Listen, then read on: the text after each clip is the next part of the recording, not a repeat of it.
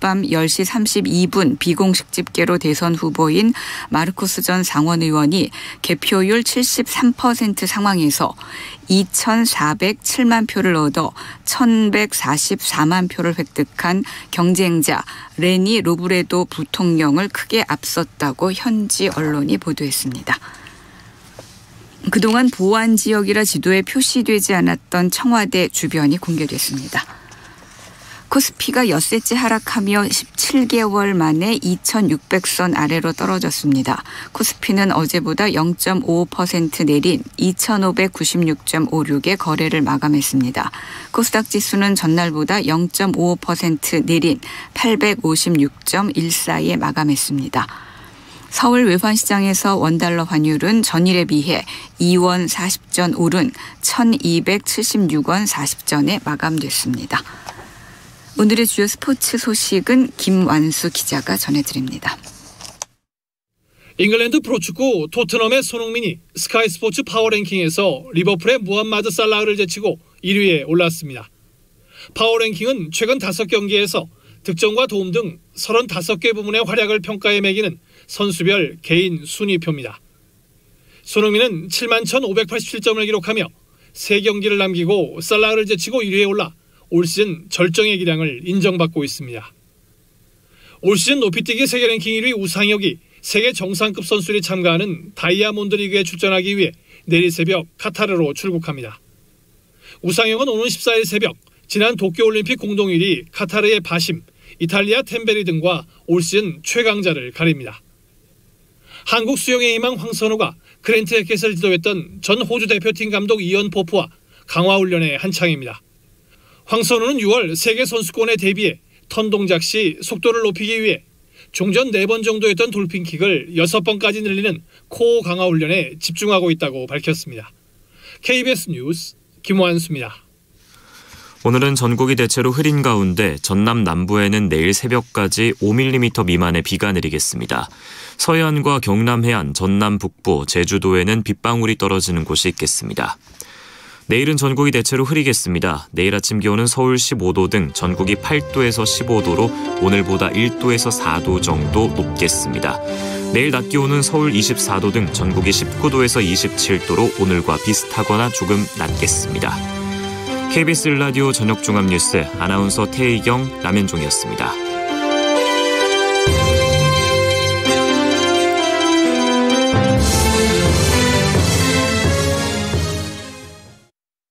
지금 시각 7시 20분입니다. KBS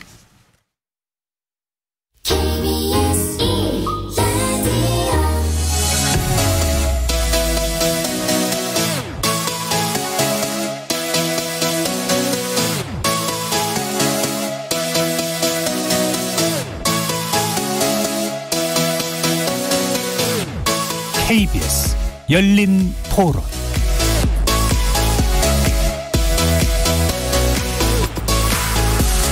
안녕하십니까. KBS 열린 토론 정준희입니다. 정쟁에만 몰두하고 있는데 그런 부분들이 좀 이 새 정부에서는 실질적인 협치를 통해서 국민들이 정말 민생에 대한 걱정 없이 살아갈 수 있는 정권이 됐으면 좋겠습니다. 기본에 충실해라. 정말 그 국민들 생각해서 자기네들이 이익 말고 본인의 주머니 생각 말고 제대로 된 나라의 일꾼으로 그런 자세로 일했으면 좋겠어요. 기회를 좀 만들어주셨으면 좋겠어요. 취업이든 일자리도 좀 많이 창출해줬으면 좋겠고 노력하면 성공할 수 있는 사회? 좀 더 상식적이고 좀 공정을 시키면서 정치를 해주셨으면 좋겠습니다. 법 제정을 약간 자기네들 입속을 위해서 하면서 국민을 대변하듯이 혹은 대표하듯이 그런 입법은 좀 안 했으면 좋겠고 내가 하는 게 모든 게 옳다라고 대부분은 생각하고 정치하는 사람들이 그렇게 하는데 내가 하는 것도 틀릴 수 있다라는 그런 생각을 가지고 했으면 좋겠어요. 지금처럼 어려운 때에 힘들고 어려운 사람들의 그런 부분들까지도 좀 챙겨줬으면 좋겠다라는 바람입니다. 윤석열 정부를 향한 시민들의 바람과 당부의 목소리 잘 들어보셨습니까? 오늘은 윤석열 제20대 대통령 취임을 맞아서 특별기획토론 새 정부의 바란다를 준비했습니다. 제20대 대한민국 대통령으로 오늘 공식 취임한 윤석열 대통령의 취임사에는 자유, 인권, 공정, 연대의 가치로 국민이 진정한 주인인 나라를 만들겠다는 의지가 표명되어 있었는데요. 대내외적으로 마주하고 있는 현안의 크기가 만만치 않아서 새 정부의 국정 운영은 시작부터 여러 난관에 부딪혀 있습니다. 불안한 세계 정세와 국제 정세 속에서 치솟는 물가를 다스리면서 경제를 운용해야 할 뿐더러 코로나19로 심화된 소득 양극화, 자산 불평등을 완화시켜야 하고 최근 북한에 잇따른 무력 시위로 긴장감이 고조된 한반도 정세 관리에도 나서야 하죠. 또 정권 교체 핵심 동인이 됐다는 평가를 받는 부동산 문제 해결 역시 빼놓을 수 없는 과제입니다. 경제부총리 대행체제로 출범될 불안정한 내각도 안정시켜야 하는데요. 또 역대 가장 근소한 표 차이로 당선되어서 역대 가장 낮은 지지율로 출범했고 여소야대 큰 격차도 극복해야 하는 윤석열 정부로서는 통합의 정치를 말이 아니라 현실로 구현하지 않으면 안 될 조건에 있습니다. 오늘 KBS 열린 토론에서는 윤석열 정부 취임으로 막을 올린 용산시대의 의미 그리고 대내외 과제를 짚어보는 시간 갖도록 하겠습니다. KBS 열린 토론은 여러분이 주인공입니다. 문자로 참여하실 분은 샵 9730으로 의견 남겨주십시오. 단문은 50원, 장문은 100원의 정보 이용료가 붙습니다. KBS 모바일 콩 그리고 유튜브를 통해서도 무료로 참여하실 수 있고요. 이제 콩을 통해서는 보이는 라디오로도 만나실 수 있습니다. 시민 논객 여러분의 뜨거운 참여 기다리겠습니다. KBS 열린 토론 지금부터 출발합니다. 살아있습니다. 토론이 살아있습니다. 살아있는 토론, KBS 열린 토론. 토론은 라디오가 진짜입니다. 진짜 토론, KBS 열린 토론.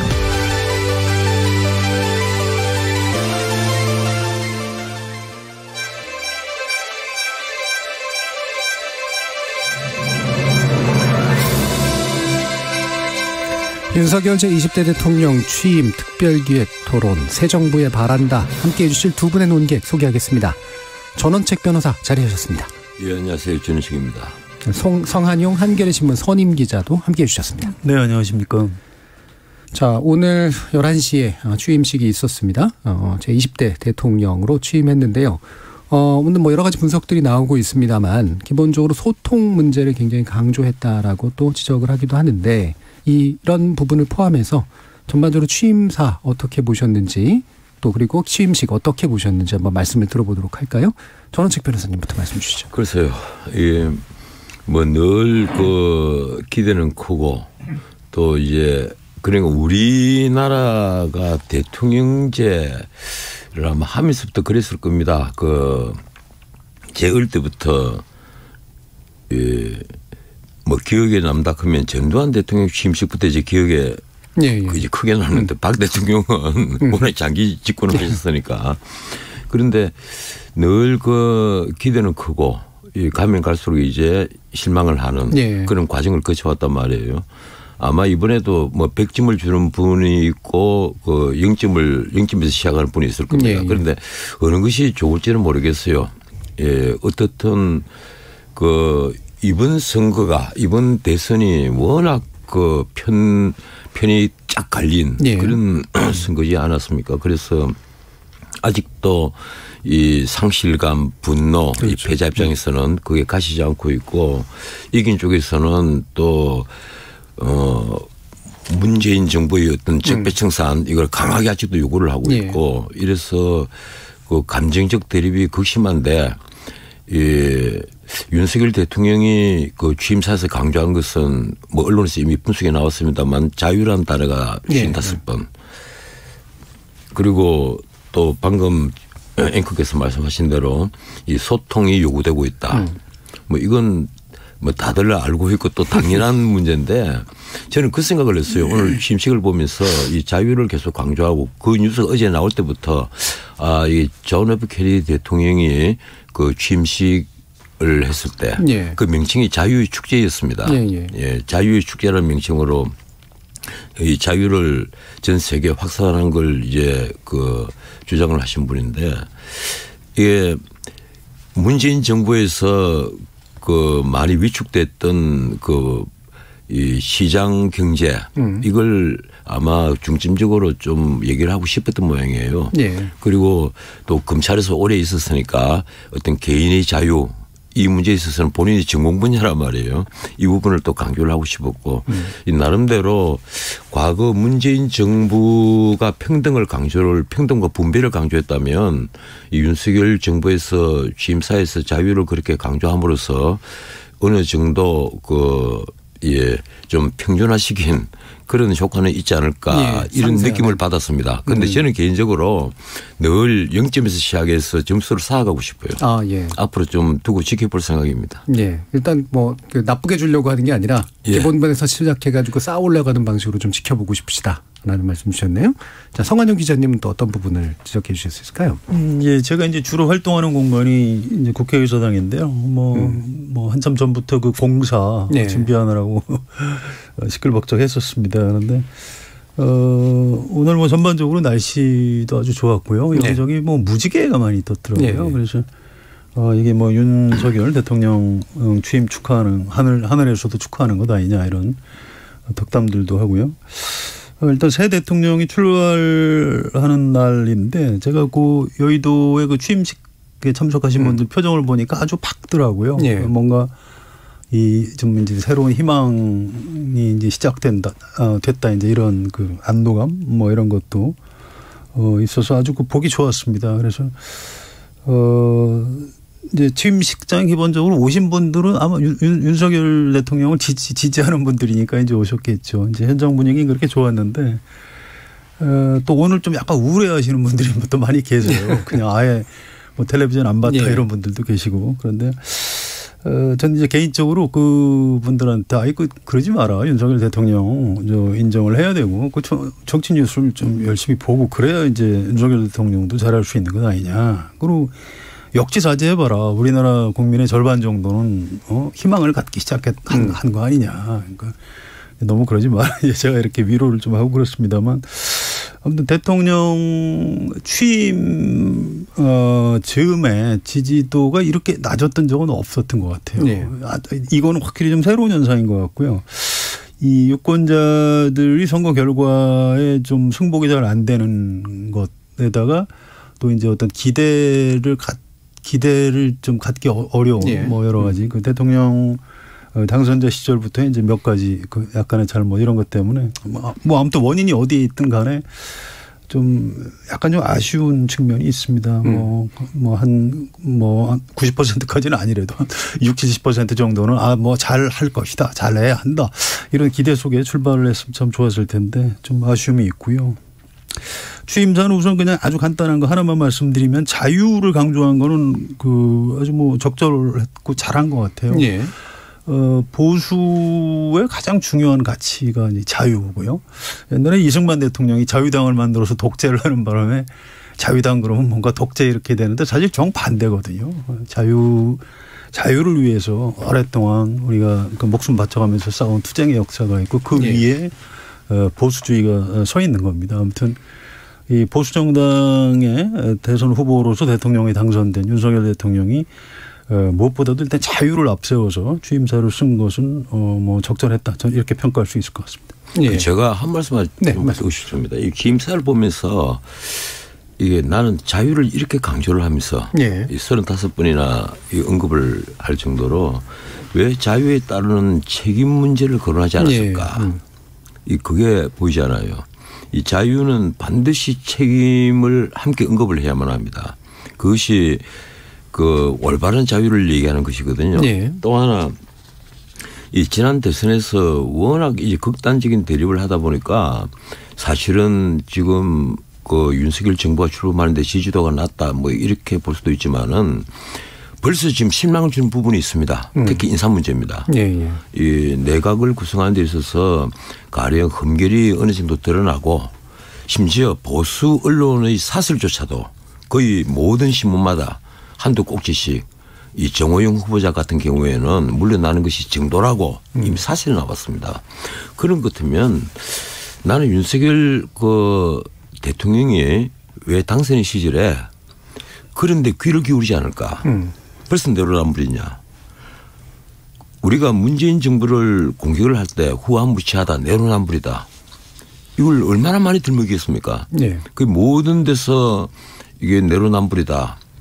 부끄러움을 모르는 정부 아니냐, 대통령 아니냐 이렇게 나무라고 꾸짖었는데 윤석열 대통령도 당선 시절부터 자기를 비판하는 데는 귀를 막고 있단 말이에요. 벌써.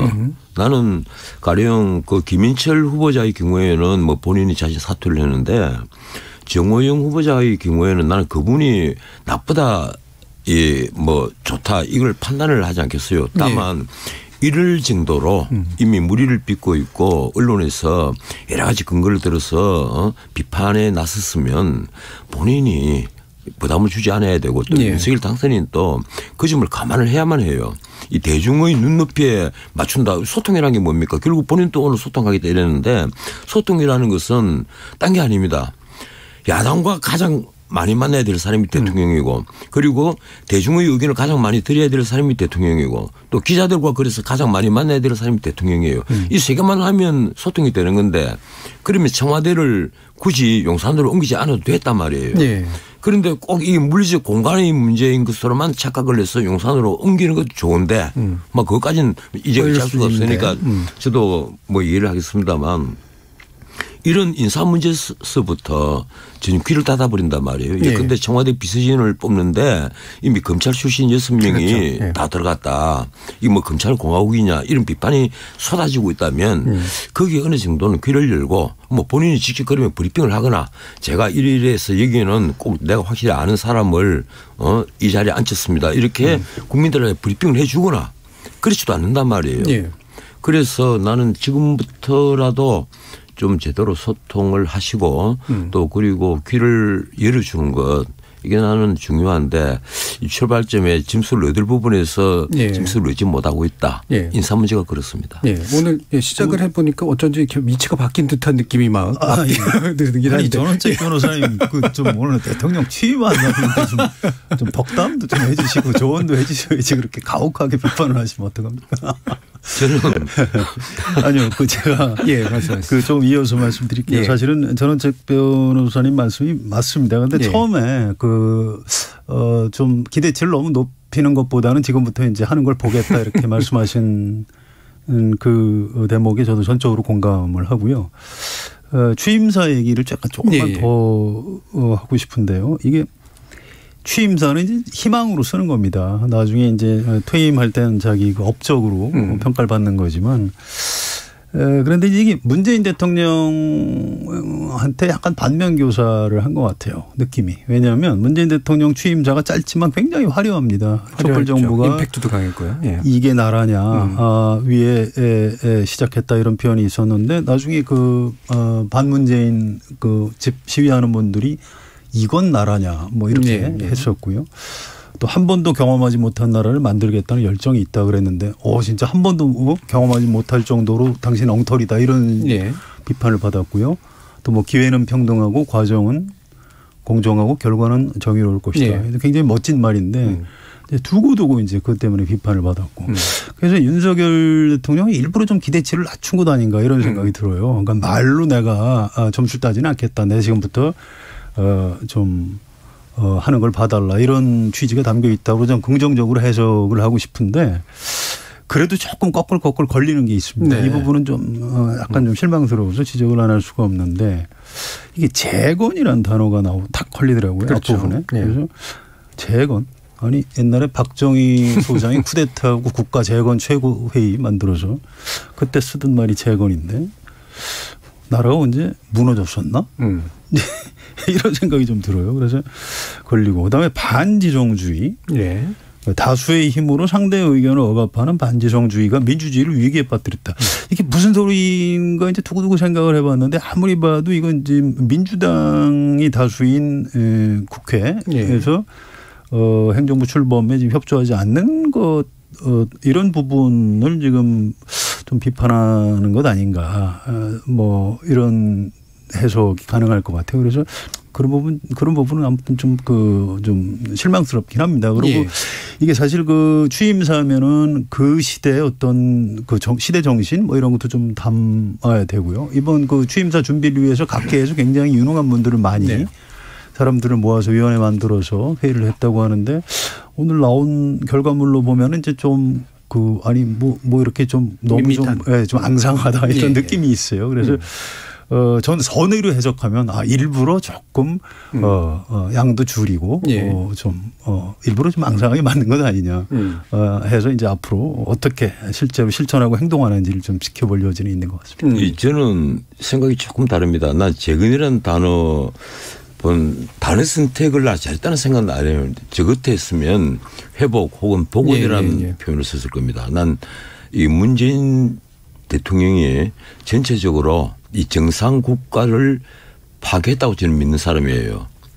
그런데 그래서 나 정상 국가로의 복원이 필요하다. 뭔가 하면 이렇습니다. 예컨대 민주당이 지금 지난 총선에서 끝났을 때 180석을 얻었습니다. 지금은 뭐 172석인가 169석인가 모르겠습니다만 180석을 얻었는데 이 절대 다수예요. 그리고 또 좌파까지 다 포함하면 사실 한 190석이 됩니다. 이 자신에게 동조하는 정의당까지 포함을 하면 말이죠. 뭐 정의당에서 들으면 오해를 하실지 모르겠는데 네. 어떻든 이 다수의 힘으로 밀어붙이는 것 이것이 절대선으로 그 오해를 해버린 아니 절대선이라고 강변을 하는 그런 집권 세력이었단 말이에요. 그걸 저는 반지성주의라고 표현한 데 대해서는 난 나쁘지 않다고 봐요. 난 문 대통령 시대를 반지성주의라고 할 수도 있겠다. 난 오늘 윤석열 대통령의 그 취임사를 보면서 저도 반지성주의에서 번쩍 내 눈을 떴는데 돌고 있다가 이 반지성주의 이래서 이런 말을 쓸 수 있었구나. 이건 누가 이 단어를 집었는지 모르겠습니다만은 난 올바른 선택을 했다고 봅니다. 오히려 거기에 우리 성 국장님께서 걸린다고 이렇게 말씀을 하시는데 가령 지난번에 이른바 검수완박법만 하더라도 그래서는 안 되잖아요. 온갖 편법과 꼼수를 쓰고 위장 탈당까지 하면서 이 절대다수의 힘으로 쪼개기 국회까지 하면서 이렇게 밀어붙이는 태도 그것도 권력을 이양해 주기 한 달 전부터 시작을 한 겁니다. 이런 짓을 하면서 어떻게 자기들이 자유세력이라고 할 수 있겠어요. 그래서 난 이건 반지성주의다. 한데 저는 이번에 절대적으로 동감합니다. 그 이제 조금 그렇지는 않습니다. 이게 우리가 이제 대통령제에 대해서 약간 오해를 하는 부분이 있는데요. 과거에 이제 역대 대통령들이 항상 국회 다수 세력의 총재를 겸하고 있었기 때문에 대통령제가 이제 그 승자 독식, 대통령제에서 이기는 사람이 이제 대한민국의 원수, 국가의 원수로서 이제 모든 권한을 행사하는데 우리가 좀 익숙해져 있어서 그런데 사실은 대통령제는 미국의 경우 보면 쉽게 알 수 있듯이 의회하고 대통령하고 그 권력기관 두 개를 병립시켜서 이제 두 기관이 협조도 하고 견제해가면서 끌고 나가는 게 대통령제입니다. 그런데 우리가 이제 여소야대 그럼 뭔가 좀 굉장히 좀 뭔가 비효율적인 걸로 생각하는데 그렇지는 않습니다. 그리고 어쨌든 지금 민주당이 다수인 국회에 여러 가지 권한을 가지고 있어요. 또 새로 국가 원수이자 행정부의 수반으로 선출된 그 윤석열 대통령하고 이제 두 개의 권력기관이 지금 존재하는 겁니다. 그래서 이거는 이제 절차적인 문제는 많이 있어요. 민주당이 꼼수하고 그건 굉장히 잘못된 겁니다. 그리고 5년 동안 가만히 있다가 그걸 왜 마지막에 하는지 저도 그거 도저히 이해를 못 하겠는데 어쨌든 의회에서 입법권을 가진 국회 또 민주당의 그 권한을 인정을 해야 되는 겁니다. 그런데 이거를 검수완박 저는 못할 줄 알았어요. 근데 그걸 한다고 하니까 갑자기 한동훈 법무부 장관 후보자를 임명을 하고 그러니까 오히려 더 민주당 쪽에서 무리하게 밀어붙이던 분들이 역으로 또 명분이 또 생겨버렸고 또 그다음에 또 여야 원내대표가 합의하고 의총에서 추인까지 했는데 그걸 또 다시 이제 뒤집고 뭐가 막 엉망진창이 돼버렸어요. 그래서 어느 한쪽이 좀 잘했다 잘못했다라고 얘기할 수는 없는데 다 좋습니다. 그런데 이 반지성주의라는 단어를 쓸 만큼 이를테면 문재인 대통령과 민주당이 그렇게 나쁜 집단일까요? 저 그렇게 생각하지는 않아요. 그러니까 이거는 옛날에 역사적으로 무슨 나치의 파쇼 이런 그러니까 선거로 집권을 했지만 진짜 대량 학살을 했다든가 이런 정도에다가 딱지를 붙일 때 저건 반지정주의 뭐 이 정도를 붙이는 겁니다. 그래서 이거는 좀 다수의 힘으로 상대 의견을 억압한다. 억압하면 안 되지만 다수의 의견대로 가는 게 다수결의 원칙이 민주주의의 기본 원리인 거예요. 이게 절차적인 거에 대해서는 지적을 할 수 있는 거지만 민주주의를 위기에 빠뜨리고 민주주의에 대한 믿음을 해치고 있다. 민주당이 반지성주의다. 아니 굳이 이제 해석을 그렇게 한다면 좀 무리한 것 아닌가? 그런 정도만 지적을. 이제 반지성주의는 재정공 분야에서는 또 약간 다른 맥락에서 써서 이른바 가짜뉴스라든가 확증 편향에 의해서 유도되는 집단적 심리 뭐 이런 게 이제 지성적 판단을 하지 못하는 상황 뭐 이런. 그러니까 그렇게 일반론적으로 그런 의미로 쓴 거라면 저도 동의할 수 있습니다. 이건 왜냐하면 확증 편향은 지금 어느 한 편이 아니고 양쪽 다 좀 그런 문제가 좀 있거든요. 근데 약간 생뚱맞은 느낌 들었어요. 그 의미라면 어디에 맞는 걸까? 이제 이런 생각이 좀 들어서. 알겠습니다. 자, 이 내용 가지고 이제 좀 생각보다 좀 오래 갔는데 뭐 섞어서 얘기가 이미 나온 것 같습니다. 그래서 일단은 이제 전원책 변호사님은 소통을 강조했지만 그리고 소통을 해야 되는데 스스로가 불통의 모습을 처음부터 보이지 않았냐 라면서 내각 인선 문제를 기본적으로 좀 지적을 해 주셨어요. 그럼 이 내각 문제를 좀 얘기해 봤으면 좀 좋겠는데 내각 인선이 전반적으로 좀 문제가 있었다고 보시는지 아니면 그중에 문제 있는 인사를 처리하는 방법에서 문제가 있다고 보시는지 어떤 생각이세요? 예, 글쎄요. 이게 저는 대통령제에 있어서 이게 조각을 할 때 우리 대통령제 역사를 보면 우선 가장 큰 문제가 있습니다. 이번에 다행히 이 윤석열 대통령은 직접 후보자들 브리핑을 하고 이러는데 과거에는 박근혜 대통령이 김용준 총리 후보자를 지명할 때 외에는 대통령이 직접 브리핑을 한 적이 없어요. 항상 대변인이 하거나 대변인이 늘 강력 후보자들을 발표를 했잖아요. 그렇죠. 이 대통령제에 있어서는 청와대에 있는 수석 비서관 이런 사람들이 대통령이 참모가 아니고 그 사람들은 비서입니다. 대통령의 참모는 장관들이에요. 그리고 국무위원들의 권한이 엄청나고 그렇다면 대통령이 직접 이제 브리핑을 하고 대통령과 임기를 같이 하는 것이 사실은 원칙입니다. 미국 대통령제가 그렇잖아요. 그런데 우리는 거의 모든 신문이 이번에도 첫 총리 첫 내각 이런 식으로 표현을 하더라고요. 내가 그걸 깜짝 놀랐어요. 둘셋이 있다는 거죠. 우리 언론도 이미 여기 길들여진 것인가. 의뢰이 1년 2년마다 장관이 바뀌는 것에 익숙해진 것인가 이런 생각을 하는데 저는 장관한 사람들에게도 몇 차례 얘기를 들어봤습니다만 장관 임명돼서 자리에 앉으면 아무리 자기가 그 분야에 있어서 익숙한 분야를 하더라도 6개월 동안 업무 파악 기간이 필요합니다. 그리고 업무에 좀 익숙해지고 일 좀 하려면 또 퇴임을 해야 돼요. 특히 이게 한때 농수산부, 농림부 이런 명칭으로 불려진 이게 농업 분야 이 장관들은 거의 평균 수명이 1년이 안 됩니다. 이러니까 나 이번에 윤석열 대통령이 장관을 임명을 할 때 우선 자기와 임기를 함께하는 그것을 천명을 하고 그런 임에서 좀 장관을 발탁을 다 좀 했으면 좋았지 않았을까 하는 생각을 하고 이 두 번째 이 장관 임명은 사실은 대통령의 고유 권한인데 우리 헌법에는 어떻게 되어 있는가 하면 총리가 국회의 동의를 받아서 임명된 총리가 제청을 하도록 되어 있단 말이에요. 사실은 대통령 제청에 무게가 있는 겁니다. 그런데 또 어떻게 보면 대통령이 다 직접 임명하잖아요. 직접 다 뽑고 임명을 한단 말이에요. 그래 이 괴리를 어떻게 해결을 해야 될 건가. 나는 윤석열 대통령이 장관 후보자들을 발표를 할 때 그 점에 있어서 조금 설명을 해 줄 필요가 있었다. 왜 그런가 하면 이분은 법률가잖아요. 물론 문재인 대통령도 법률가이지만 법률가니까 좀 설명이 필요했었다 이런 생각을 하고 무엇보다도 이번 장관 인선에 가장 실망을 한 것이 너무 인재풀 폭이 좁았다. 이 경제팀은 관료 교수 중심이고 되게 관료 중심이고 실물 경제를 아는 분이 보이잖아요. 그리고 나머지 분들은 전부 다 자신이 알고 있는 사람 그 틀에 딱 가치가 있었다. 그리고 외부에서 어떤 들어오는 인재 공급이 보이지 않았다. 특히 청와대 참모, 청와대 비서들은 더 말할 것도 없습니다. 검찰 본인이 아주 잘 아는 사람들만 골랐으니까. 그런데 이것도 뭐 하나의 인선 방법입니다. 예컨대 이 지미 카르터 대통령이 그 조지아 마피아들 데리고 들어가고 그리고 레이건 대통령이 로스앤젤레스 마피아들을 데리고 들어갔지 않습니까?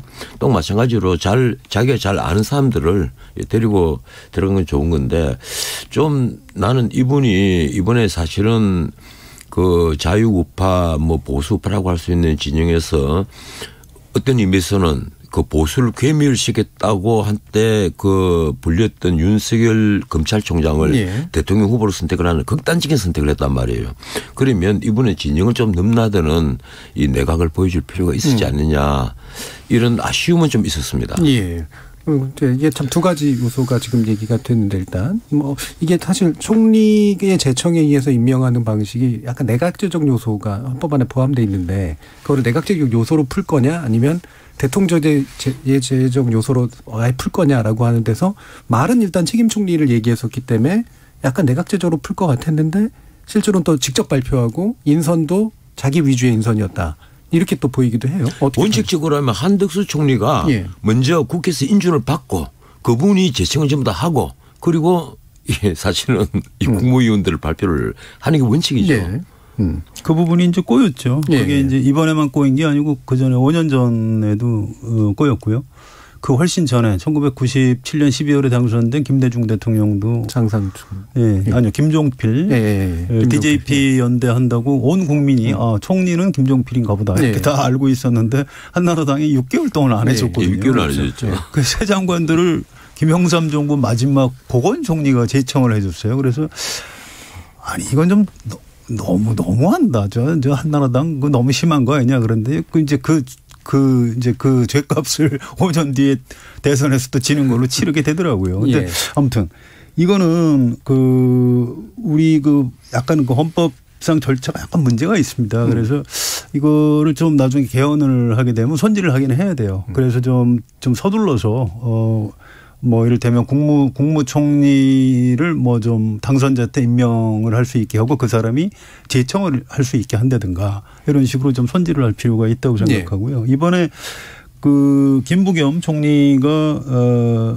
그 7명 장관들을 제청을 해줬는데 아니 제청이라는 게 취지가 같이 일할 사람 의사를 반영하는 건데 그 사람들을 제청을 해야 되는 건데 아니 지금 12일 날 물러나는 총리가 제청해 준다는 이런 모양새 참 어떻게든 좀 손질을 해야 될 것 같습니다. 이 절차 문제는 좀 그렇고요.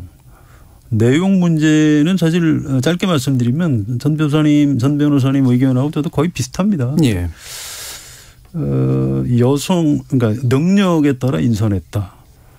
우리나라 여성들이 그러면 그렇게 유능한 여성이 없다는 얘기인지. 아니 근데요 실제 그 관료들 다 아시지 않습니까? 이게 뭐 기지부를 포함해서 그 정부 부처에 들어가 보면 서교관급 이상 위에 그리고 국실장급 차관보급 중에 여성이 보이지 않아요. 네.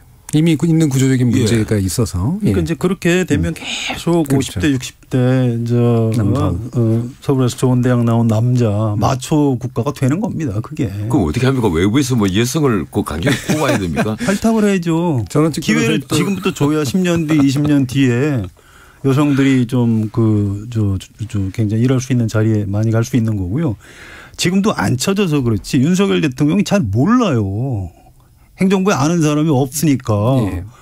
지금 관료들을 쓸 수밖에 없는 거죠. 사람을 모르는 사람 평가할 때 그 사람의 무슨 일 했지? 예. 경력하고 커리어. 학교는 어디 나왔지? 뭐 아무래도 그런 걸 보는 거 아닙니까? 예. 근데 그걸로 하다 보면 뭐 서열주의가 될 수밖에 없는 거예요.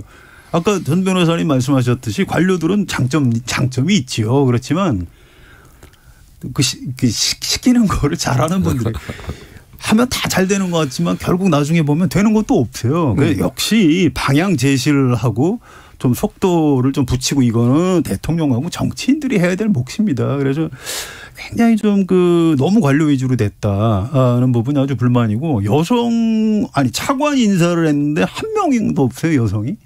세상에 이런 인사가 어디 있습니까? 우리나라 여성이 이렇게 무능한 집단이에요? 이건 말이 안 되는 겁니다. 예, 제가 아까 드린 말씀은 그게 궁금해서 제가 어제 사실은 그 모 장관 출신 분에게 산업부 장관 마신 분에게 내 전화를 해서 야 이게 어떻게 돼서 그 이러냐 내 생각은 어떠냐 이랬더니만 하는 말이 자기도 이 그 여성을 좀 발탁을 하고 싶은데 여성이 없다는 거예요. 보이지 않는다는 거예요.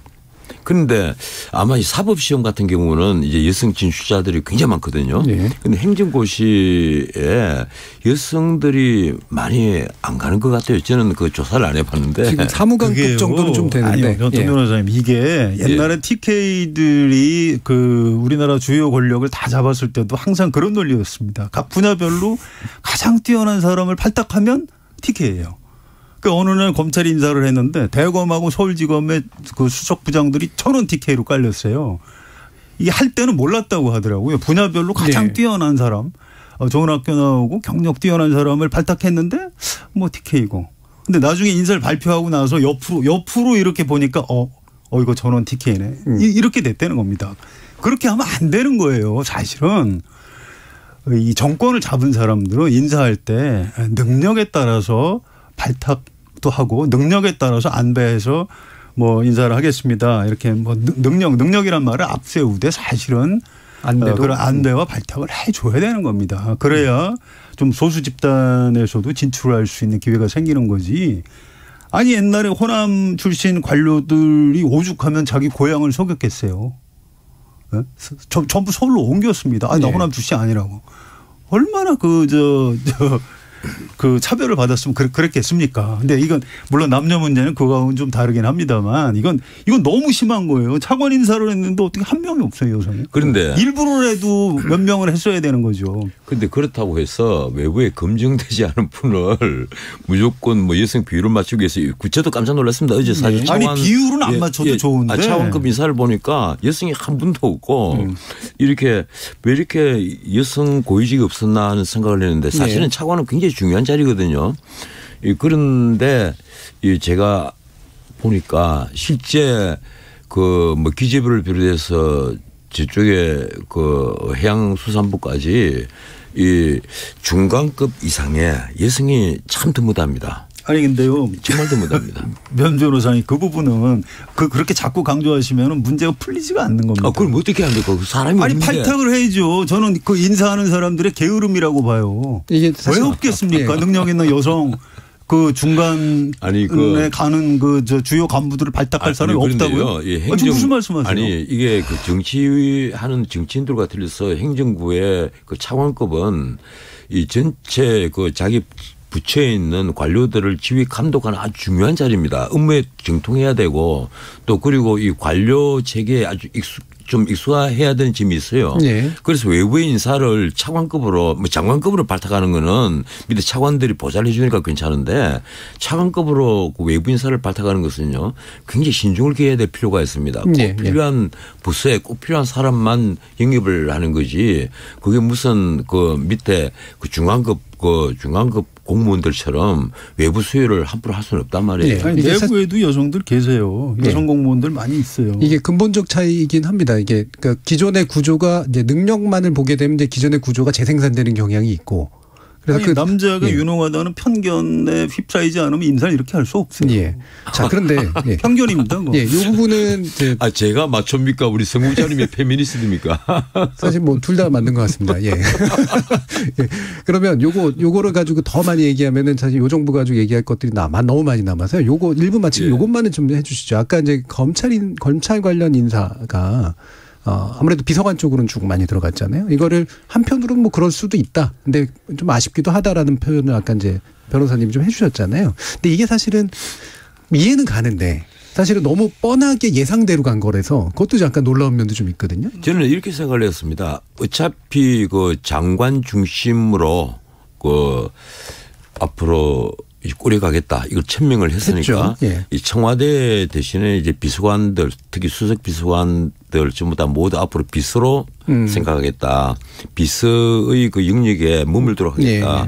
그 사람들이 정책을 주도를 하고 그 사람들이 오히려 장관에게 그 뭐 지휘를 하는 그런 과거의 어떤 폐습 같은 것을 없애도록 하겠다 하는 그런 취지가 아닐까. 그렇다면 비서는 자기가 신뢰하고 믿고 잘 알고 있는 사람들 그 사람들 중심으로 뭐 꾸리는 것도 크게 나쁘지는 않은데 그런데 외부에서 이게 검찰공화국 아니냐. 그렇죠. 네. 이런 비판이 굉장히 많이 나왔단 말이에요. 뭐 조중동 신문 조중동의 사설에도 그게 나왔으니까 그렇다면 어느 정도 귀는 열고 적어도 그 점을 뭐 윤석열 그 대통령이 직접 그 기자들 앞에 나와서 브리핑을 하거나 사실은 이러한 점이 있었습니다 이렇게 브리핑을 하거나 아니면 그 뭐 일부 교체를 하는 그런 결단을 내리거나 했었으면 좀 보기가 좋았을 건데 소통하겠다 소통이 다른 게 아니거든요. 사실은 이 귀를 활짝 열어놓고 그리고 이 야당 비판 세력 그리고 기자들 이런 사람들과 많이 만나는 것이 곧 소통입니다. 뭐 자신을 지지하는 사람들 많이 만나는 것이 어떻게 소통이겠습니까? 그 부분은 좀 지켜볼 필요는 있습니다. 그러니까 박근혜 대통령 때도 그 4인방이었다가 선거 과정에서 한번 돌아가시고 3인방에서 이제 왜 그렇게 쓰냐 하니까 이제 박근혜 대통령 주변 이해하는 분들이 아니 비서인데 당연히 편한 사람 써야 되는 것 아니냐 그래서 그런가 보다 했는데 나중에 보니까 그분들이 이제 문고리 권력을 차지한 겁니다. 나중에 정치인들이 그 세 사람 비서의 눈치를 살피고 거기서 이제 데스크를 봐서 뭐 보고서 안 올리기도 하고 면담도 아예 안 잡아주면 못 만나고 이렇게 되는 겁니다. 이게 이 윤석열 대통령이 조금 경험이 없어서 이렇게 짠 것 같아요. 팀을. 이렇게 되면 그 내부에서 그 크로스 체크가 안 되는 겁니다. 이게 나중에 이거 두고 봅시다. 큰 문제가 생길 텐데 이분들이 나쁜 사람이라서가 아니고 이렇게 되면 이분들이 대통령의 눈과 귀를 가리는 문고리 권력이 될 가능성이 굉장히 높습니다. 그래서 이 부분은 좀 누가 지속적으로 조언을 해줘야 될 것 같아요. 그 안에 레드팀도 좀 두고. 오히려 가깝기 때문에. 그렇습니다. 그래서 그 안에서도 좀 뭔가 좀 소통을 잘할 수 있는 구조로 조금씩 바꿔나가야 되지 않을까요? 이 문고리 권력이 안 되는 방법 하나 있습니다. 지금 국방부에는 특히 그 1층에 기자실이 있고 뭐 2층에 집무실이 있으니까 미국 대통령이 그 제가 전체 대통령을 그 통계를 대충 보니까 2달에 한 3번 정도는 기자실에 가서 직접 현안을 브리핑하고 기자들이 질의응답을 받더라고요. 그리고 자기가 하기 싫은 답변 또 할 수 없는 답변은 그냥 질문만 듣고 획 나가버리는 거예요. 그런 뭐 미국 대통령도 있었는데 어쨌든 윤석열 대통령이 기자실에 그 자기가 약속을 한 대로 적어도 한 달에 한 번 정도 아니면 2번 정도라도 가서 현안에 대해서 얘기를 하고 직접 기자들이 질문을 다 소화를 해주면 그러면 모든 문제가 다 해결이 다 됩니다. 뭐 기자들은 질문할 수 있는 걸 질문을 다 할 것이고 그리고 그 윤 대통령은 또 답변할 수 있는 건 답변을 다 할 테니까 그러면 나는 어떤 이 문고리 권력 같은 이런 폐섭은 생기지도 않을 것이고 또 자연스럽게 사라질 것이다. 뭐 있어도 사라질 것이다. 이렇게 생각합니다. 구조적으로 좀 문제가 있어요. 청와대 부속실장이 얼마나 중요한 자리인지 그 청와대 취재 기자를 했기 때문에 아는데요. 부속실장이 검찰총장 때 비서관, 총무비서관이 청와대 살림을 하는 사람인데요. 대검 운영지원과장 했던 분. 제가 이제 사람들의 이름까지는 얘기 안 하겠습니다. 인사기획관은 대검 사무국장 했던 분이고 또 인사비서관은 전직검사, 공직기강 비서관도 전직검사, 법률비서관도 전직검사. 일단 모양새가 너무 나빠요. 아니 지금 검찰총장실을 그대로 청와대로 옮겨가신 것 같은데 이건 좀 곤란합니다. 대신 청와대가 없어져가지고요. 청와대가 없어져. 대통령 집무실을 이제 검찰총장 비서들이 이제 둘러싸고 있는 모양새. 좀 알겠습니다. 자, 요거는 일단 여기서 좀 정리를 하고요. 방금 이게 집무실 문제로 또 이동을 하니까 요 부분이 큰 변화라서 요거는 2부 시작하면서 바로 한번 또 논의 이어가 보도록 하겠습니다. 지금까지 들어온 청취자 문자가 있어서요. 한번 들어보고 가죠. 정의진 문자 캐스터. 네, 지금까지 청취자 여러분이 보내주신 문자들 소개합니다. 7606님. 윤 대통령이 자유를 강조한 건 시장의 원리에 따라 규제를 최소화하겠다는 의미로 들려 기업인으로서 매우 만족스러웠습니다. 9944님. 윤석열 대통령이 취임사에서 자유라는 단어를 유별나게 35번이나 언급했습니다. 무슨 뜻일까요? 왠지 예감이 좋지 않습니다. 조이오케이님. 민주당도 국민의힘도 정의당도 이젠 믿을만하지 않다는 걸 알았습니다. 똑똑하게 주목하고 감시하고 확인해서 정치권이 국민 무서운 걸 알도록 해야 합니다. 서주연님, 반지성주의의 배경과 양상을 설명하기 위해 학자들이 보통 300쪽 이상의 책을 쓰곤 하는데 대통령 취임사에서 그 반지성주의란 말을 듣는 순간 앞으로 왜곡된 개념이 난립하게 되리란 생각에 탄식이 나왔습니다. 대중의 반지성주의를 강화해 표를 얻으려는 정치 세력이 반지성주의의 폐해를 강조하는 것 자체가 엄청난 아이러니 아닐까요? 6760님, 윤석열 정부에 딱 하나만 부탁합니다. 제발 주 52시간제 손보지 말고 지금 정해진 대로 추진될 수 있게 해주세요. 중소기업에 근무하는 노동자의 희망입니다. 라고 보내주셨네요. 네, KBS 열린 토론. 이 시간은 영상으로도 생중계하고 있습니다. 유튜브에 들어가셔서 KBS 1라디오 또는 KBS 열린 토론을 검색하시면 지금 바로 토론하는 모습 보실 수 있습니다. 방송을 듣고 계신 여러분이 시민 논객입니다. 계속해서 청취자 여러분들의 날카로운 시선과 의견 보내주세요. 지금까지 문자캐스터 정의진이었습니다. 토론이 세상을 바꿀 수는 없습니다. 하지만 토론 없이 바꿀 수 있는 세상은 어디에도 없습니다.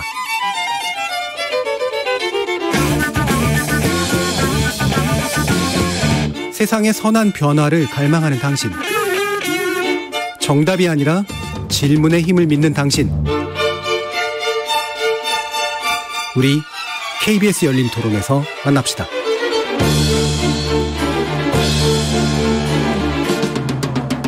KBS 열린 토론 윤석열 제20대 대통령 취임 특별기획 새 정부에 바란다. 성한용 한겨레신문 선임기자, 전원책 변호사 이렇게 두 분과 함께 하고 있습니다.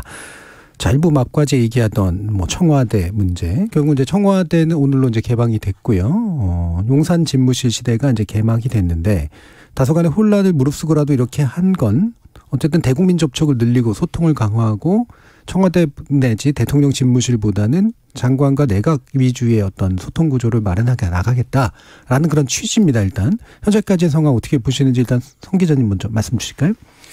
그래서 이 집무실 이전 참 아쉬움이 있어요. 저는 일단 청와대를 언젠가는 나와야 되는 일입니다. 예. 역대 대통령들이 다 나오려고 했는데 못 나왔죠. 예. 탈출에 실패했는데 이 윤석열 대통령의 어떤 그 약간의 무모함 덕분에 탈출을 성공을 했습니다. 예.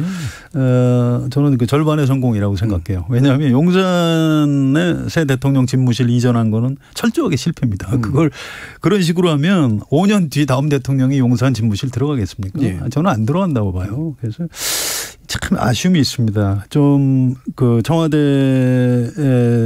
일단 그 잠깐 들어갔다가 국민 의견을 좀 수렴해가지고 대통령 집무실을 새로 그러니까 야당이든 민주당에서도 크게 아마 반대 못했을 겁니다. 예, 예.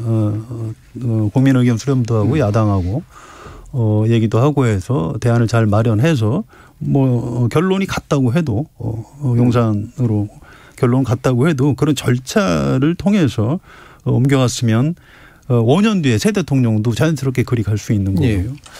예. 지금 굉장히 답답하게 됐는데 현재 남은 방법은 이제 세종시로 가는 수밖에 없는 것 아니냐 이제 이런 얘기를 할 정도입니다. 그래서 좀 이 당선자 기간 동안 불필요한 논쟁이 너무 많이 있었어요. 아니 이게 청와대를 왜 도대체 안 들어갔대? 그러면 이제 자꾸 무속으로 또 설명하는 분들이 있는데 제가 이것 때문에 지금 술자리에서 싸움을 많이 했어요. 아니 아무리 윤석열 당선인이 미워도 그렇지 그걸 무속으로 설명하면 어떡하냐. 본인의 가장 중요한 정치적인 공약이니까 안 들어간 거고 마음속에 그런 찜찜함이 있었겠지만 무속 때문에 우리나라 대통령 당선자 그런 수준으로 보지 마라. 제가 오히려 이제 윤석열 그 당선인을 막 옹호해 주는 이제 이런 일을 했는데 아무튼 여러 가지 고민이 있었을 텐데 이거는 좀 무리해서 돌파를 해야 되겠다라고 이제 작심을 하고 한 것 같아요. 근데 여러 가지 무리가 생길 겁니다. 그 관저, 그 대통령 관저 문제 과정에서도 좀 잡음이 있었고요. 부모 장관들 또 하고 또 그 비서들 청와대 청와대가 아니죠. 대통령 집무실 비서들하고 이제 일하는 공간 이런 문제. 출퇴근, 동선 문제 여러 가지 이제 불편이 있을 텐데 뭐 그런 부분은 이왕 이렇게 된 거 좀 감수해 나가면서 우리가 적응할 수밖에 없지 않나 이런 생각입니다. 어떠세요? 청와대가 이 경무대 시절부터 꼽자면 청와대는 우리나라 그 자유민주주의를 지킨 그 사령부 역할을 했고 그리고 이 세계 최빈국을 그 선진국으로 만든 뭐 경제 지휘부였습니다. 그런데 대통령은 청와대에 있다. 대통령은 곧 청와대다. 이런 식의 어떤 오래된 그 국민적 의식을 이번에 윤석열 그 대통령이 일거에 깨버렸단 말이에요. 나 용산으로 옮기겠다. 청와대는 하루도 자지 않겠다. 그런데 사실 국민들이 원한 건 그게 아니었거든요. 국민들이 원한 건 소통인데 왜 구중궁굴이 되어 있느냐 청와대가 이 문제였단 말이에요.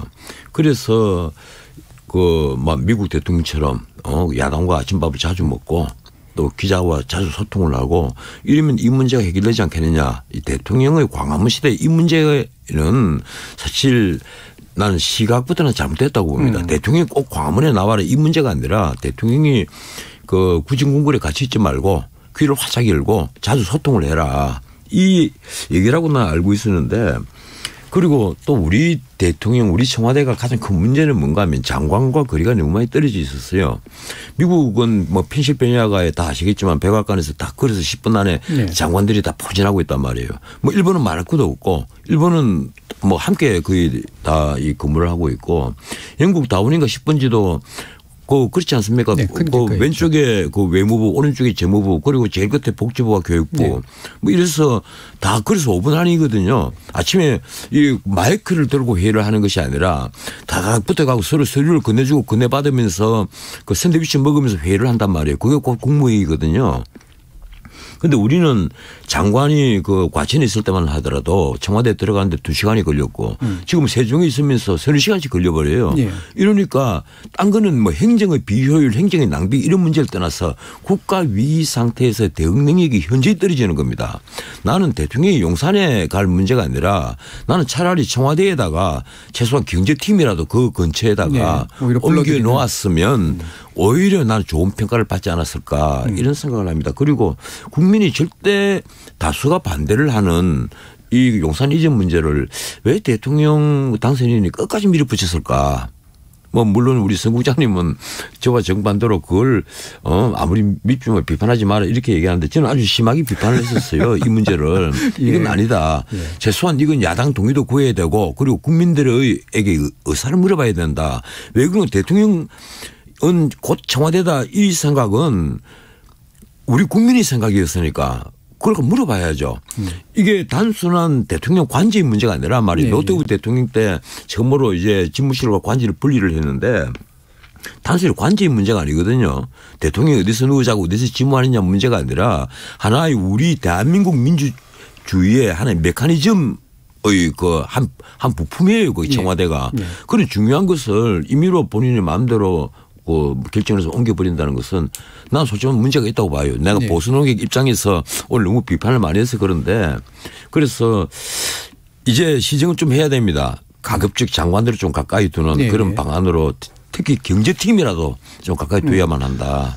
이 문제를 이제 뭐 이미 잘못된 걸 어떻게 뭐 되돌릴 방법이 없습니다. 뭐 다음 대통령이 다시 청와대 들어갈 수 있겠습니까? 이제 불가능해졌어요. 그래서 이 참 고민인데 제가 이제 이 주제를 가지고 한 원고지 한 20장 정도 이렇게 기사를 쓰면서 취재해서 이제 알려드렸더니 뜻밖의 이 양쪽 뭐 지금 여야 지지자들로부터 다 그거 일리가 있다 이렇게 칭찬을 받은 내용이 있는데 이제 그게 바로 이제 세종시로 가는 게 어떠냐 이런 아이디어입니다. 이게 박정희 대통령이 이제 마지막에 행정수도 이전을 시도했다가 중간에 11.26 사건으로 이제 뜻을 이루지 못했고 또 지금 이왕 청와대를 나왔으니 다시 들어갈 수는 없고 또 용산은 그 윤석열 대통령 고집으로 들어갔고 야 그럼 5년 뒤에 어떻게 하면 좋겠느냐.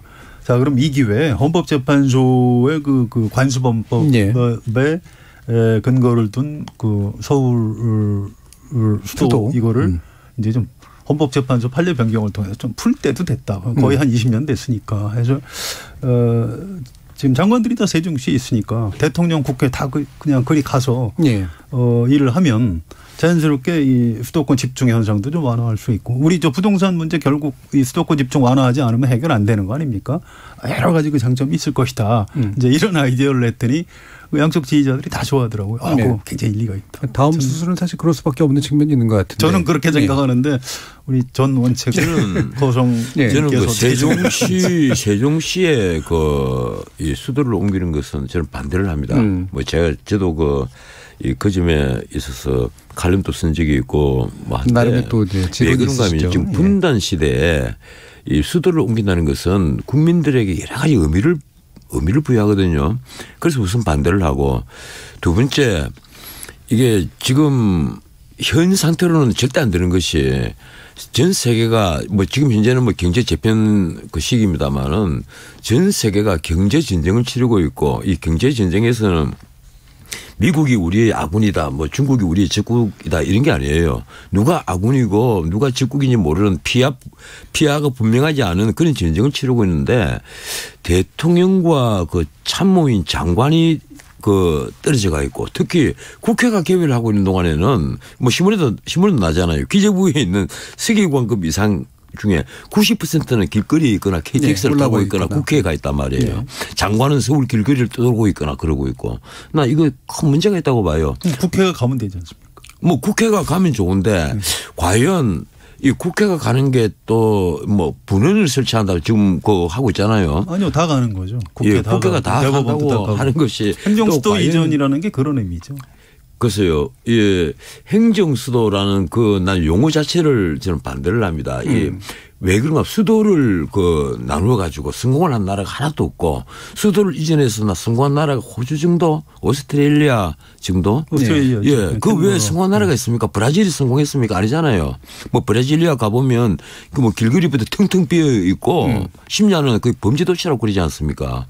그래서 수도를 옮긴 나라도 없고 수도를 옮겨서 성공한 나라가 없어요. 그런데 왜 우리가 굳이 수도를 세종시에 옮기겠다고 하는지. 수도권 집중이 너무 심해서 그런 거죠. 서울 지금 이미 과반이고요. 수도권 인구가. 모든 게 수도권에 몰리다 보니까 도저히 사람이 살 수가 없는 거죠.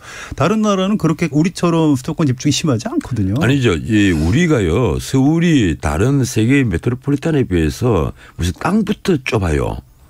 가령 북경만 하더라도 베이징만 하더라도 우리 서울보다는 땅이 3배인가 4배인가가 됩니다. 뉴욕도 마찬가지고요. 뉴욕도 엄청나게 큰 도시예요. 땅 면적을 보면 뭐 오늘 이런 문제까지 얘기를 안 하려고 했는데 그래서 우리가 수도를 세종시로 옮기는 문제 뭐 서울이 과밀됐기 때문에 옮긴다.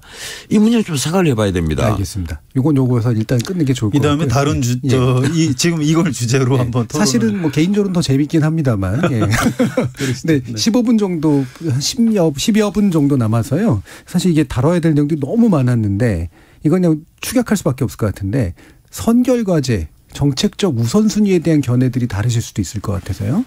그래서 이거는 일단은 전원책 변호사님은 어떤 게 1순위, 2순위, 3순위 이런 식으로 좀 문제를 해결해 간다라고 보시는지 한번 말씀 좀 해 주시죠. 윤 대통령이 절대 못할 겁니다. 지금 또 개혁 소리를 해야 되는데 이 정부 바뀔 때마다 개혁 소리를 해야 되는데 나는 이 지난 정권에서 대중이 가장 문 대통령에게 불만을 가진 곳이 하나가 일자리, 하나가 집값이입니다. 네. 그럼 일자리를 해결하려면 어떻게 해야 됩니까? 노동 유연성을 회복하지 않으면 일자리가 절대 안 만들어지거든요. 그럼 해야 될 것이 노동개혁. 네. 1순위예요. 이걸 노동개혁 순위를 2순위, 3순위, 4순위로 밀어버리면요. 윤석열 정부는 반드시 실패합니다. 고용 유연성 문제를 주로 얘기해야 되는 거죠. 그리고 두 번째 뭐 흔히 하는 말로 연금개혁 이러잖아요. 네. 그 연금개혁보다 더 급한 것이 세제개혁이에요. 우리 세제개혁은 진짜 이거 엉망진창입니다. 저는 세법을 공부를 좀 했는데 이게 서구처럼 복지국가를 지향하면서 소비세는 터무니없게 또 터무니없게 낮단 말이에요. 네. 이 세제개혁을 해서 이게 전체 이 세제부터 딱 바로 잡아 놓아야만 부동산 집값도 잡힌다. 네. 저는 이걸 믿습니다. 그리고 세 번째 연금 개혁을 해서 미래 세대에게 그 부담을 안 줘야 되거든요. 그리고 네 번째 교육 계획해야 됩니다. 우리가 언제까지 이렇게 사교육이 이렇게 팽창돼서 우리가 지금 개인 가치분 소득 중에 1순위가 뭔가 하면 거주 비용, 네. 두 번째가 사교육 비용이에요. 네. 세 번째가 놀랍게도 통신 비용, 네 번째가 의료 비용입니다. 음식물은 먹고 마시고 하는 것은 다섯 번째입니다. 이래 갖고는 이게 말이 안 돼요. 사교육이 이렇게 중산층에게 부담을 준다면 결국은 부와 권력을 가진 사람이 그걸 이용을 해서 자식들에게 부와 권력을 물려주는 그러니까 개체에서 욕나는 네. 시대는 영원히 사라져 버린다. 이 말이 되거든요. 네. 그래서 이 교육 계획도 해야만 한다. 노동 유연성 확보, 세제 개혁, 연금 개혁, 교육 개혁. 노동 유연성 확보 정도로 제외하고는 굉장히 손대기 싫어하는 과제가 되지 않을까 싶기도 한데요. 전원책 변호사님 말씀하신 과제를 다 어느 정도 하려면은 나라를 새로 하나 세우는 게 아니요. 지금 이거 안 하고는요. 안 하고는 우리나라가 말고 나라는 새로 우리나라가 장기적인 승진국 체제로 들어가지를 못해요. 그렇죠. 근본적인 문제를 반박하는 게 아니고요. 네. 동의하는 겁니다. 동의하는 건데 이런 것들을 하기 위해서 지금 그 국회 100몇 석밖에 없는 국민의힘이 여당인데 그러니까 야당과 소통을 해야죠. 입법부 협조 없이 윤석열 그 대통령이 지금 막 법무부 장관 인사도 저렇게 세게 하고 또 야당 뭐 총리 없이 그냥 고한다 뭐 이런 얘기를 막 먼저 얘기하고 이렇게 해서 이게 문제가 풀리겠습니까? 전 이게 안 풀린다고 보고요. 지금 전 변호사님 말씀하신 그런 개혁 다 해야 됩니다. 근데 그걸 하려면 이것도 사실 문재인 정부의 반면교사가 좀 있는 겁니다. 문재인 정부 부동산 정책을 실패한 여러 가지 이유가 있는데 그 중 원인 중에 하나가 뭐냐면 시장에 좀 기득권 세력한테 버티면 된다.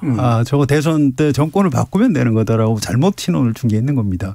여야가 같이 정책을 만드는 게 왜 중요하냐면 이게 문재인 정부의 정책이면 버티면 되는 거예요. 마찬가지예요. 윤석열 정부의 정책이면 또 버틴다고 이렇게 버티면 이길 수 있다라고 잘못 판단하는 사람들이 있는 겁니다. 그래서 여야가 같이 합의를 해서 좀 성이 안 차더라도 대한민국 정부의 정책이 대충 이렇게 가는구나라고 입법 방향을 세워주면 이제 시장이 승복할 수밖에 없는 거예요. 아니 정권이 바뀌어도 이 방향으로 가는구나.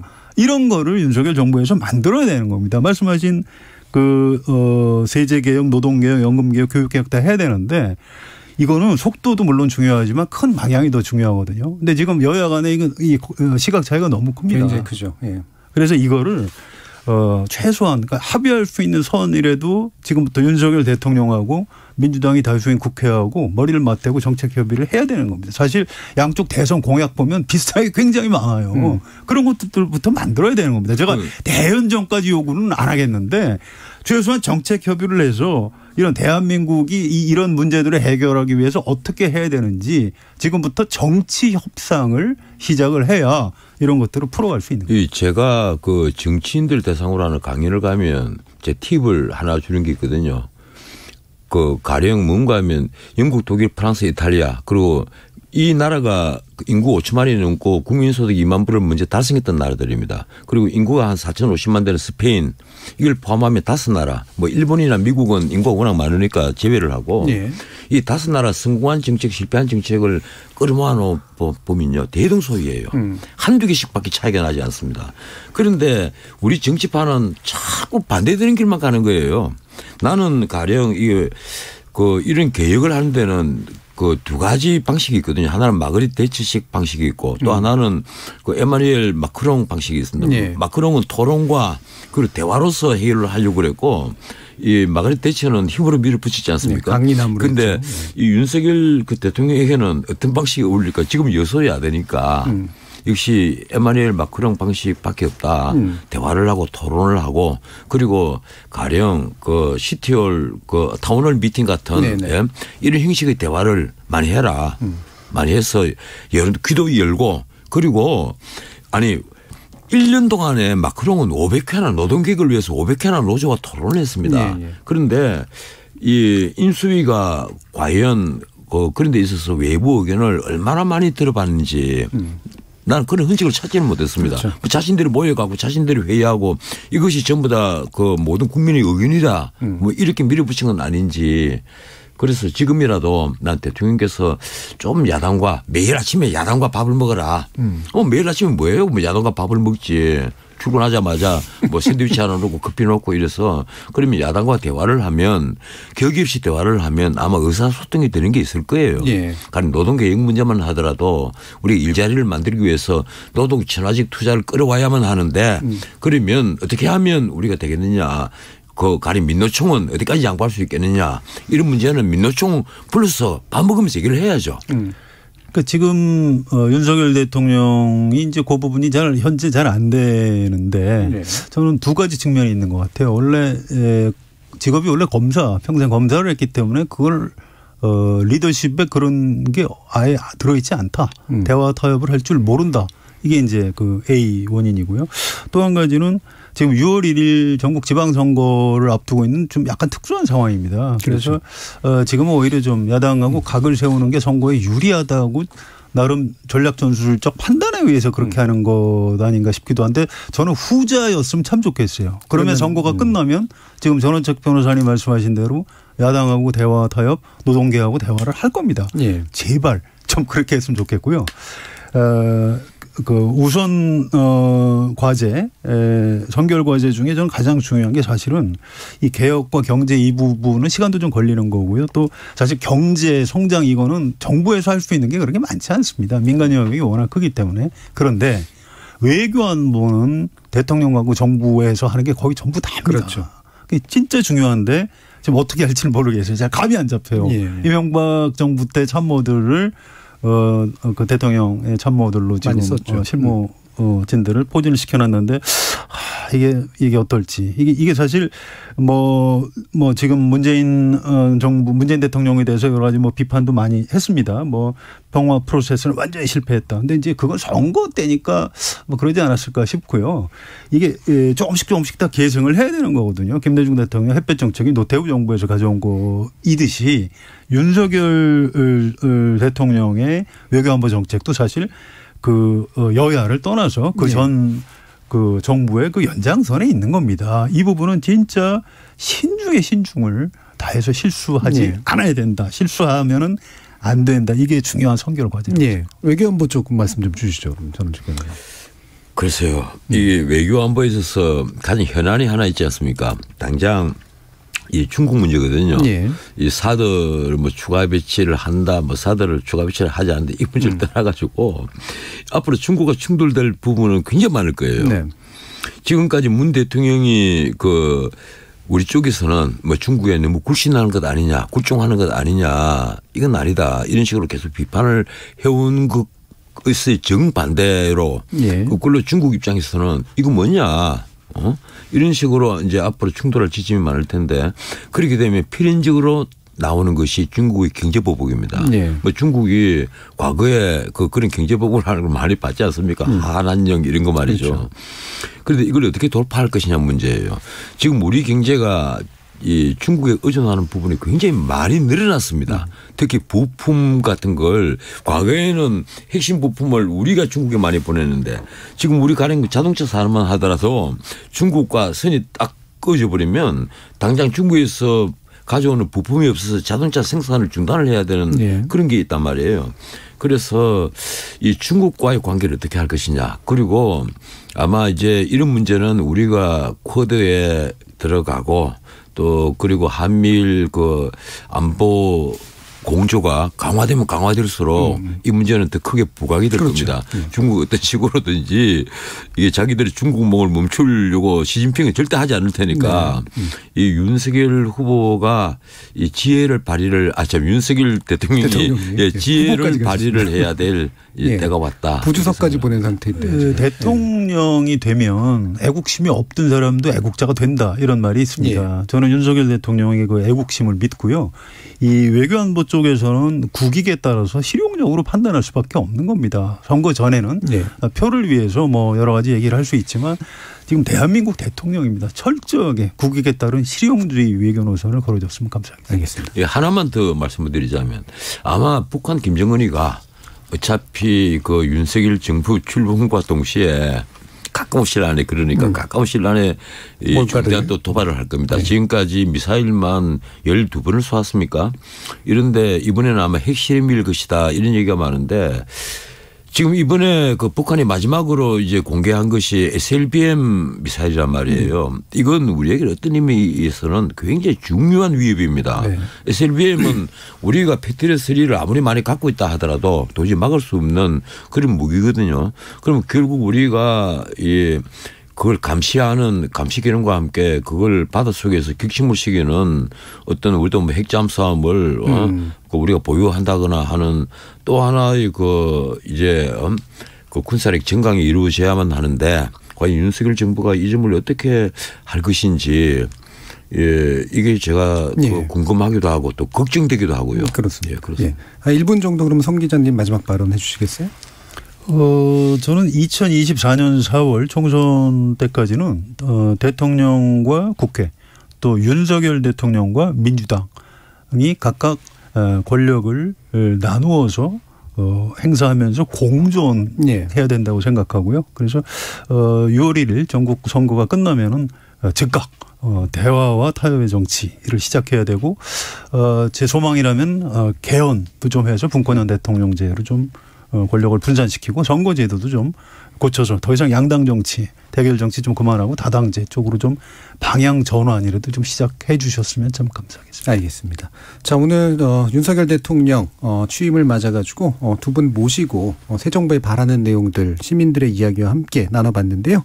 오늘 논의는 이것으로 모두 마무리하겠습니다. 오늘 토론 함께해 주신 두 분 전원책 변호사님 그리고 성한용 한겨레신문 선임기자님 모두 수고하셨습니다. 감사합니다. 네, 고맙습니다.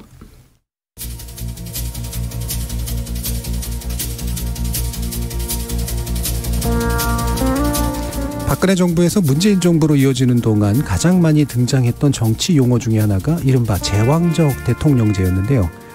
큰 격차의 여소야대 국면을 지나야 하는 윤석열 대통령의 집권 초기 2년은 적어도 그 용어의 실체성을 가늠하는 시기가 될지도 모르겠습니다.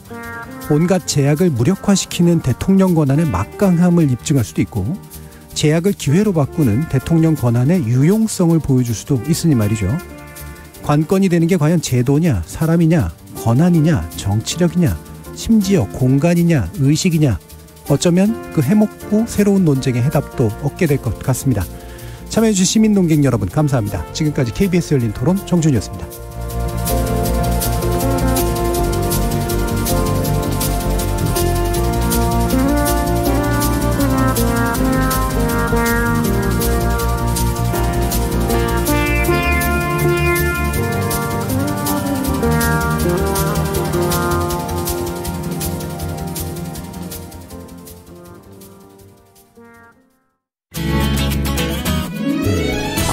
시행되었던 실외 마스크 의무